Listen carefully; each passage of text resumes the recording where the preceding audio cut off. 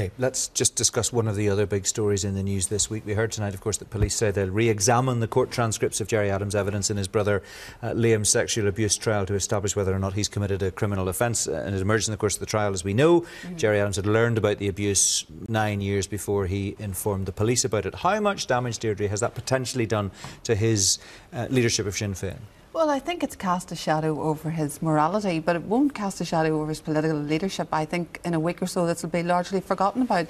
I can't see him suffering at the polls, but I do think the real person who suffered here is Anya, the individual herself. A very private issue was brought public stage, and her washing has been put out in public, and she is the person who will have to go away and live with this and make a life for herself after this. And this is the person who I feel particularly sorry for. Well, I think a lot of people, Rick, have expressed that sentiment in the past few days. Absolutely. I mean, I couldn't agree more, actually, with Deirdre. I mean, she's the person who's at the centre of this tragic sort of set of events. But the fact that the PSNI are now going to reopen the file and have another look suggests that this issue is not going away, you know, and it could come back to haunt him. And will it damage him, do you think, in a sentence? Is that possible? Electorally, I suspect not, because they're building the carriages are being pulled around to make this, as it were, a personal matter, and I think actually there is a political dimension to this, and it could damage him, but I don't think it's going to lead to his demise from public life.